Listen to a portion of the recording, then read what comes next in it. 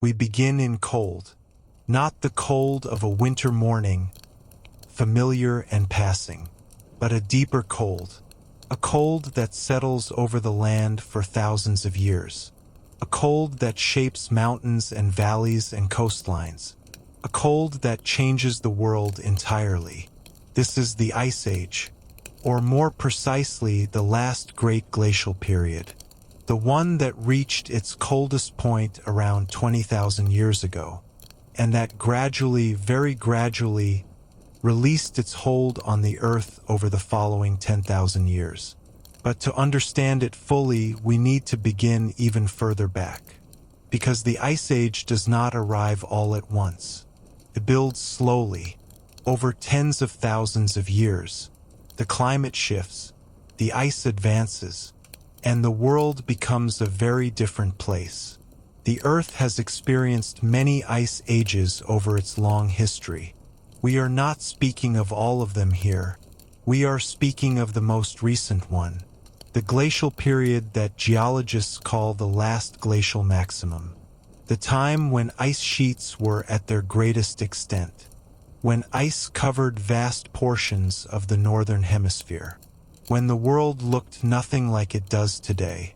Let us begin around 100,000 years ago. The climate at this time is cooling. It has been cooling gradually for some time. The reasons for this cooling are connected to slow, regular changes in the Earth's orbit around the Sun. The shape of the orbit changes slightly over long cycles. The tilt of the Earth's axis changes slightly. The time of year when the Earth is closest to the Sun shifts gradually. These orbital changes affect how much solar energy reaches different parts of the Earth in different seasons. And over thousands of years, they drive the climate into cooler and warmer phases. This understanding was developed in the 20th century by a Serbian scientist named Milutin Milankovic. The cycles are named after him, Milankovitch cycles. As the climate cools, snow that falls in winter does not entirely melt in summer. It accumulates, year after year, decade after decade, century after century. The snow piles up. The weight of the accumulated snow compresses the lower layers. Ice forms, and as the ice thickens, it begins to move. Slowly, almost imperceptibly, but steadily, the ice flows outward from the areas of greatest accumulation. In the northern hemisphere, the great centers of ice accumulation are in Scandinavia, in northern Canada, and in the mountainous regions of the world. From these centers, ice sheets spread outward. The Scandinavian ice sheet grows and expands southward across northern Europe. The Laurentide ice sheet, in North America, spreads south across what is now Canada and into the northern United States. These ice sheets are not thin layers of ice. They are thick, very thick. At their maximum extent, the ice over parts of Scandinavia and northern Canada may have been 3 to 4 kilometers deep. 3 to 4 kilometers of ice pressing down on the land beneath. The weight is so great that it pushes the land itself downward. The rock of the Earth's crust bends slowly under the load. As water is locked up in the growing ice sheets, the level of the oceans drops. This is a crucial change. The oceans contain a finite amount of water. When large amounts of that water are frozen into ice sheets on land, less water remains in the ocean basins. The sea level falls. During the last glacial maximum, sea levels are estimated to have been roughly 120 meters lower than they are today. 120 meters. That is a very significant difference. It means that coastlines are far further out than they are now. Land that is today beneath the sea is then dry land. The shallow seas between what are now separate landmasses become dry land. The sea between England and France and the rest of Europe disappears. England is connected to continental Europe by a wide plain. Dry land, across which animals and people move freely. The shallow sea between Siberia and Alaska disappears. In its place is a broad land connection. This land is sometimes called Beringia. It is not just a narrow bridge.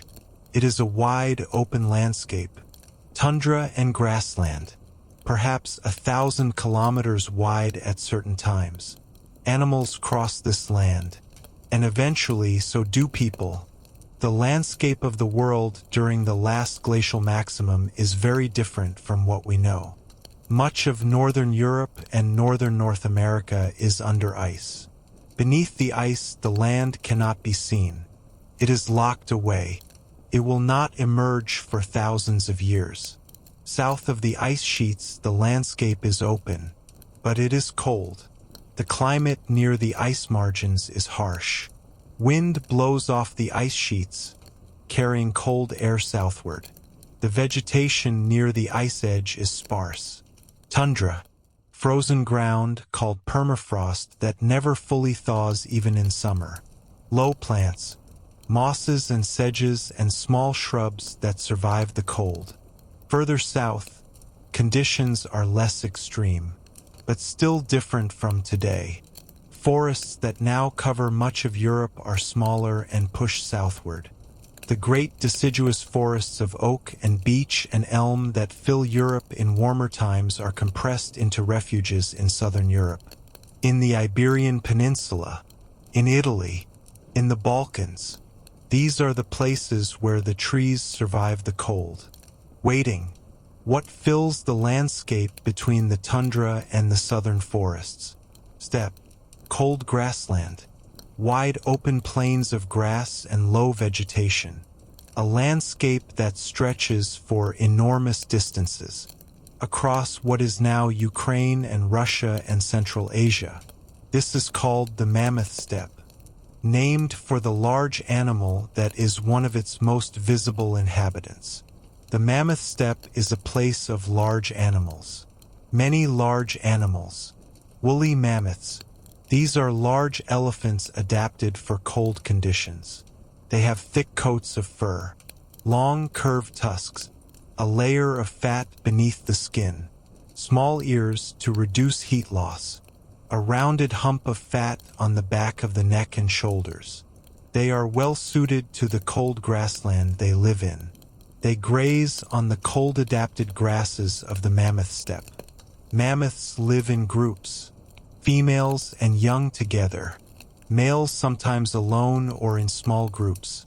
They migrate with the seasons, following the grass, moving across enormous distances over the course of a year. The woolly rhinoceros also lives on the mammoth steppe. It is a large, solidly built animal, covered in thick fur, 2 horns on its nose. It grazes on the cold grassland. Horses live here too. Wild horses, smaller and stockier than most modern domestic breeds. They are herd animals. They move across the steppe in large groups. Bison graze on the plains. Cave lions hunt the herds. Cave hyenas scavenge. Giant deer, sometimes called Irish elk despite their wider range, carry enormous antlers across the open landscape. The steppe is full of life, large, cold-adapted life. And among all of this, there are people. Human beings are present during the Ice Age. They live in this world. They hunt its animals. They gather its plants. They build shelters. They make clothing. They make tools. They survive. The people of the Ice Age in Europe are anatomically modern humans. They arrived in Europe around 40 to 45,000 years ago. They are fully capable, fully intelligent human beings. Their brains are the same as ours. Their capacity for language, for planning, for art, the same. These people live in small groups, a band of perhaps 20 to 50 individuals. They move with the seasons, following the herds of animals that provide them with food. In the coldest months of winter, they seek shelter. Caves and rock overhangs provide protection from wind and snow. A cave near a river valley, with a good view of the surrounding landscape, is a valuable place. Can be reused, generation after generation returning to the same sheltered spot. Inside the cave, a fire burns near the entrance. The fire provides warmth, provides light in the long dark hours, keeps predators at some distance. The smoke drifts back into the cave and eventually out through openings. The ceiling above the hearth is blackened over years of use. The entrance of a cave facing south is preferable. Catches more of the pale winter sun. It is slightly warmer than a north-facing entrance. These small differences matter greatly in an Ice Age winter. Clothing is essential. Without effective clothing, surviving a winter near the edge of an ice sheet is impossible. The people of the Ice Age make sophisticated clothing. They sew. We know this because needles have been found at Ice Age sites. Thin needles made from bone, with small eyes drilled through them. These needles are used with thread made from sinew. The tendons of animals, stretched and dried, make strong, flexible thread. The garments made from this needle and thread fit the body. They are tailored. Layered clothing, fitting close to the body, traps warm air. This is the principle of insulation, the same principle that keeps a sleeping animal warm. An outer layer of fur, worn with the fur facing outward, sheds wind and moisture. An inner layer of softer material, worn against the skin, traps warmth. Evidence for Ice Age clothing comes partly from the needles, and partly from figurines. Small carved figures from this period sometimes show people wearing hoods and fitted garments. The details are not always clear, but the suggestion of tailored clothing is there. Food comes from many sources. Hunting provides meat and fat. Fat is particularly important in cold conditions. The body burns more energy to stay warm. Fat provides concentrated energy. An animal like a mammoth provides an enormous amount of meat, fat, bone, and other materials. But mammoths are large and dangerous to hunt. They are not the primary prey in all seasons. Reindeer are among the most important prey animals for people living near the ice margins. Reindeer migrate in enormous herds. Their movements are somewhat predictable. Hunters who know the landscape know where the herds will cross a river, where they will bunch together at a narrow pass. These are the moments when hunting is most efficient. The hunting weapons of this period are spears. Spears with carefully made stone points. The points are shaped by a technique called pressure flaking. A pointed tool of bone or antler is pressed against the edge of a stone flake. Small chips are removed one by one. The edge becomes sharp and regular. These points are hafted onto wooden shafts with sinew binding and sometimes resin adhesive. The resulting spear is an effective weapon. A device called the spear thrower or atlotl is used in this period. It is a short rod with a hook at one end. The spear rests in this hook. When the thrower swings his arm, the spear thrower acts as an extension of the arm. It gives the spear more leverage, more speed, more distance. It effectively makes the arm longer, and it allows a spear to be thrown with greater force than the arm alone can produce. Plant foods are gathered as well. Roots and tubers can be dug from the frozen ground. Berries are gathered in summer and early autumn. Seeds are collected. Plant foods are not as abundant in a cold climate as in a warm one, but they are there, and the knowledge of where to find them and when is accumulated and passed down. The summers of the Ice Age are short, but they are busy. The long days of summer near the edge of the ice provide a brief window of abundance. Plants flower and fruit quickly. Animal young are born. The herds are at their largest. Hunters take advantage of the summer abundance. Food is preserved for the leaner months. Meat is dried or frozen in the cold ground. Fat is rendered and stored. Ice Age people also use the materials of the animals they hunt in many ways beyond food. Bone and antler become tools, needles, hooks, awls for punching holes in leather, harpoon points for fishing, carved figures and decorative objects. The antler of a reindeer is a versatile raw material. It is strong but workable, can be carved and shaped with stone tools. Ivory from mammoth tusks is also used. Mammoth ivory is dense and strong. It is carved into figurines, beads, and musical instruments.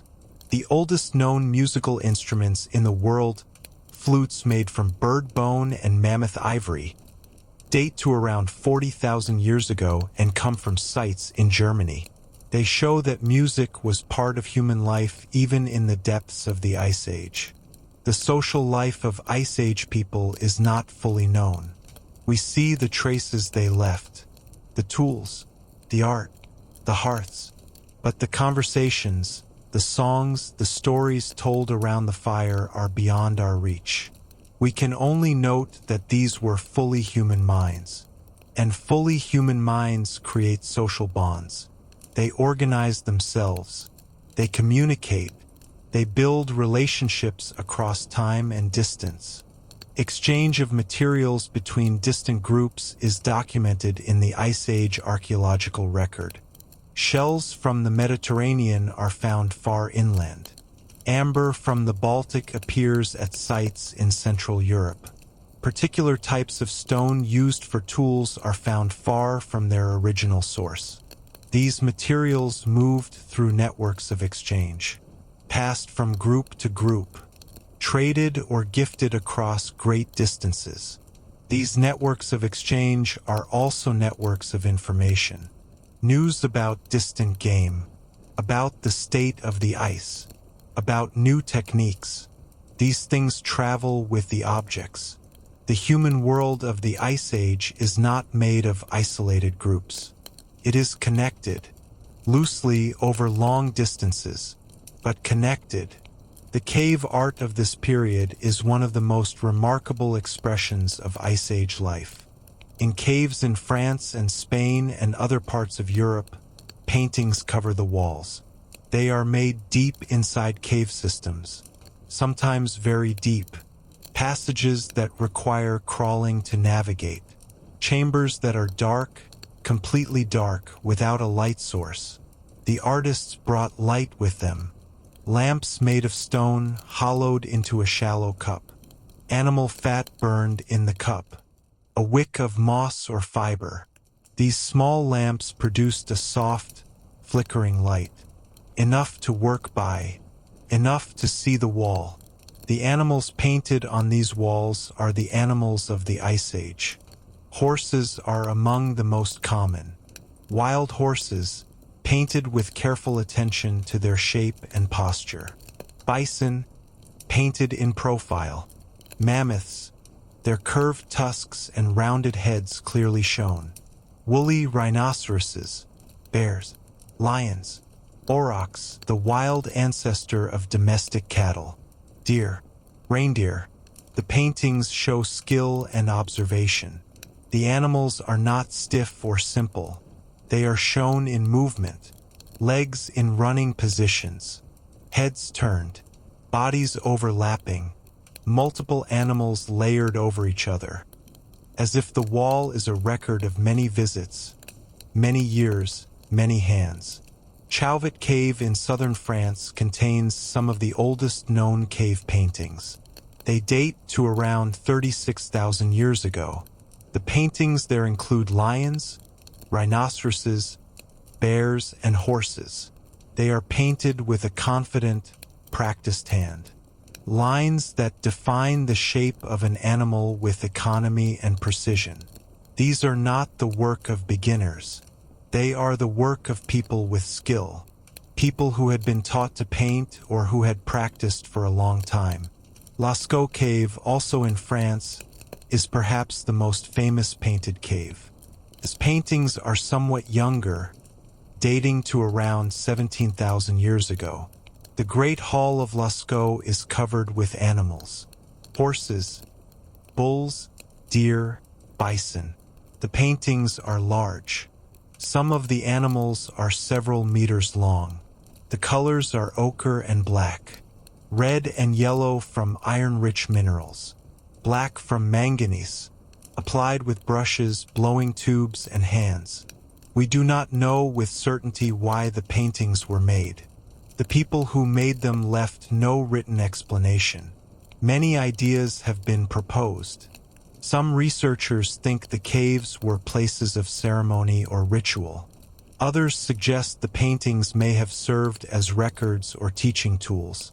The deep, difficult-to-reach chambers may have had special significance, a place apart from the everyday world of the camp. Whatever the reason, people went to considerable effort to make these images. They carried lights into the dark. They squeezed through narrow passages. They stood in cold chambers and painted the animals of their world. Alongside the animal paintings, there are handprints, hands pressed against the wall, pigment blown around them, leaving the outline of a hand preserved on the stone.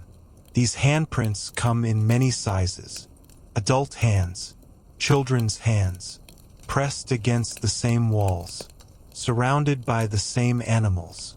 The last glacial maximum, the coldest and most ice-covered phase, occurs around 20,000 years ago.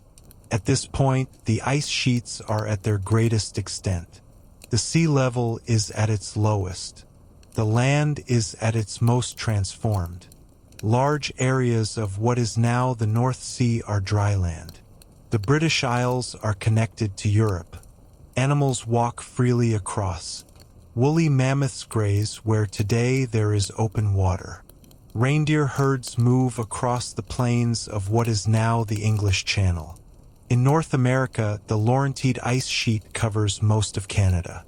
It extends south into what are now the northern United States.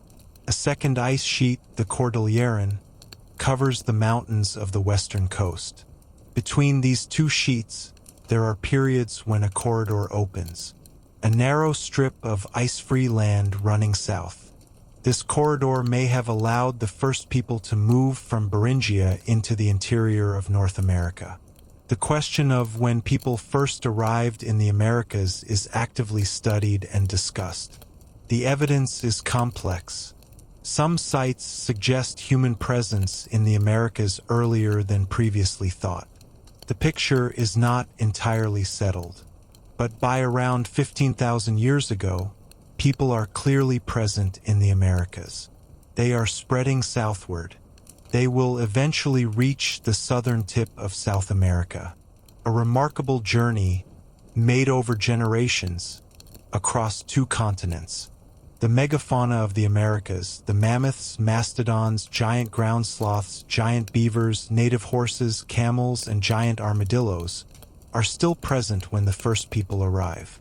Over the following thousands of years, these large animals disappear. Many of them become extinct. The reasons are debated. Climate change plays a role. The warming at the end of the Ice Age changes the vegetation, changes the environment the large animals depend on. Hunting pressure from newly arrived human populations may also play a role. The timing of extinctions in different regions is studied carefully. The full answer is not simple, but by around 10,000 years ago, many of North America's large mammals are gone. We return now to Eurasia. Around 20,000 years ago, at the coldest point of the glacial maximum, life continues. It is hard, but people have lived in cold conditions for a long time. They have the tools, the clothing, the knowledge. They are adapted culturally to the demands of this world.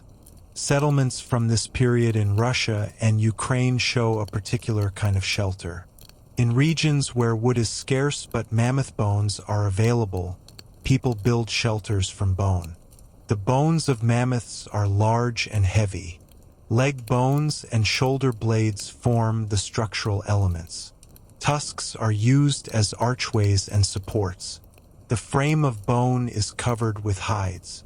These mammoth bone dwellings are round or oval, perhaps 5 or 6 meters across. Inside, a fire burns. Storage pits are sometimes dug into the frozen ground. The permafrost of the ground acts as a natural refrigerator. Meat can be stored there for long periods. The sites where these bone structures were built are found in several locations in Russia and Ukraine. Prehistoric in Ukraine is one of the most studied, for structures were found there, made from the bones of dozens of mammoths. The bones were carefully arranged, skulls stacked at the base, leg bones arranged in patterns. This required planning and effort. Life at such a site involves a community working together, gathering and arranging the heavy bones, stretching and securing the hides, maintaining the fire, preparing food, making and repairing tools and clothing. These are the tasks of a winter camp, a place to wait out the hardest months. Spring eventually comes. Even in the coldest phases of the Ice Age, the seasons still turn. The days grow longer. The temperature rises a little. The snow begins to melt. The rivers flow. The herds begin to move. And the people move with them. The winter camp is left behind. The group spreads out across the landscape, following the reindeer, following the horses, moving to where the food is. This annual cycle, winter shelter, summer movement, is the basic rhythm of life for Ice Age people in Eurasia. It is a difficult life by some measures, but it is a life within a world that people understand deeply. They know the land. They know the animals. They know the signs of the seasons. They know where to go and when. Around 15,000 years ago, the climate begins to warm. Slowly at first, then a little faster. The warming is not steady. There are interruptions. Cold periods return briefly before the warming resumes. But the general trend is toward a warmer world. The ice sheets begin to melt. At their edges, the ice retreats. Meltwater pours into rivers. Rivers swell enormously. Some ancient river systems carrying meltwater from the ice sheets are far larger than any rivers today. They carry enormous amounts of water southward and eventually into the sea. The sea level begins to rise. As the sea rises, the land bridges disappear. The plain connecting England to Europe gradually floods. The land of Beringia slowly goes underwater. The shallow seas return. The coastlines of the world shift back toward something closer to what they are today. But the process takes thousands of years. It is not sudden. Coastlines shift slowly, year by year, generation by generation. The vegetation changes as the climate warms. The cold grassland of the Mammoth steppe begins to change. Forests expand northward as temperatures rise. First birch and pine. Then, in more southerly and warmer areas, the deciduous trees, oak and elm and hazel. The open landscape becomes wooded. The great herds of large animals that depended on the open grassland find their habitat shrinking. The woolly mammoth retreats northward with the cold. By around 10,000 years ago, the mainland population of woolly mammoths has largely disappeared. A small population survives on Wrangel Island in the Arctic Ocean north of Siberia. Isolated from the mainland, they persist there until around 4,000 years ago. Long after the end of the Ice Age, long after mammoths disappeared from everywhere else. These are the last mammoths, living on a remote Arctic island while the pyramids of Egypt are being built on another continent. The woolly rhinoceros also disappears. The cave lion, the cave bear, the giant deer with its enormous antlers. The megafauna of the Ice Age largely vanishes as the world warms. Some species survive in reduced or changed forms. Others are simply gone. The people who lived among these animals adapt. As the large herd animals decline or move away, hunting strategies change. Smaller game becomes more important. Deer and elk and wild boar. Fish become more significant in the diet. Plant foods become more abundant as the forests grow. The period after the ice, the time when the climate has warmed but before farming has spread widely, is a time of adaptation. People are still largely mobile, still moving with the seasons, still hunting and gathering, but in a changed world. A world of forests instead of open plains. A world where the old prey animals are gone or greatly reduced. In this warmer world, new opportunities appear. The forests have their own resources. Red deer, wild boar, and elk are forest animals. They are hunted with new strategies. The open terrain hunting of the mammoth steppe is replaced by the more careful, patient hunting of forest game. Along the coasts, the rising sea levels create new environments. Estuaries and marshes form where rivers meet the rising sea. These environments are rich. Fish, shellfish, waterfowl. People exploit these coastal and riverine resources intensively. Shell middens accumulate. Piles of discarded shells marking places where people returned again and again to gather food. Some groups become less mobile in this period. In places with abundant resources, a rich river, a productive estuary, a group can stay in one place for much of the year. They know the fish will run at certain times. They know the waterfowl will be there in season. They return to the same places year after year. This is not yet farming, but it is a kind of settled pattern, a relationship with a specific place. The dogs are with people during this transition. Domesticated from wolves, dogs have been companions and working partners for at least 15,000 years, perhaps longer. In the forests and rivers of the post-glacial world, dogs help with hunting. They can track game through dense woodland. They can flush birds. They can retrieve from water. The partnership between humans and dogs deepens in these new environments. The world continues to warm. By around 10,000 years ago, the ice sheets are much reduced. The Great Laurentide Sheet over North America is gone over most of its former extent. The Scandinavian sheet has melted away. Scattered ice remains in mountain ranges. The world's coastlines are close to what they are today. The climate is close to what we now consider normal. And in this warmer world, in different places at different times, people begin to farm. The Ice Age is behind them. Its memory is in the landscape, in the long, straight valleys carved by glaciers, in the rounded hills of glacial debris, in the great flat plains of dried lake beds left when glacial lakes drained. The ice shaped the land, and the land shaped the people who would come to live on it. The story of the Ice Age is the story of a world operating on enormous scales. Time scales of thousands and tens of thousands of years. Geographic scales of continents and oceans. The slow, grinding advance of ice. The slow, patient retreat. These are processes that no individual human could witness from beginning to end. They unfolded across generations beyond counting. And yet, within those vast scales, individual lives were lived. People woke in the morning in their cold shelters. They tended their fires. They fed their children. They went out into the landscape they knew. They hunted and gathered. They made their tools and their clothing and their art. They sat together in the evening light of the fire. The animals painted on the cave walls are not distant things. They are the animals that those people saw every day.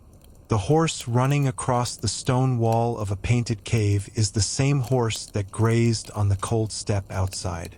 The mammoth painted in black and ochre is the same mammoth whose bones were used to build a winter shelter.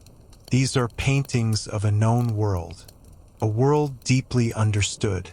And the world was cold, and the winters were long, and the ice was always somewhere, visible on the northern horizon or felt in the cold winds that came from it. But people built fires, and fires make a warm space inside the cold, a circle of warmth in the darkness, place to rest. We slow down now. The long narration comes gently to its end. The fire in the shelter is burning steadily. Outside, the stars are sharp and clear in the cold air. The ice reflects them, a faint blue light on the white landscape. The herd of horses is somewhere out in the dark, still, breathing, their breath rising as mist in the cold night air. The world is very quiet. The wind has dropped. The snow holds the silence. And inside the shelter the people sleep, wrapped in furs, close to the fire, close to each other, warm enough. Thousands of years from now, the ice will be gone. Forests will cover the land where the cold steppe now stretches. The mammoths will be a memory, fading even from that. The painted caves will be sealed and forgotten for a long time, until one day, many thousands of years later, someone will find them again, and see the horses on the wall, and understand that someone long ago had stood in that same darkness, and made something beautiful,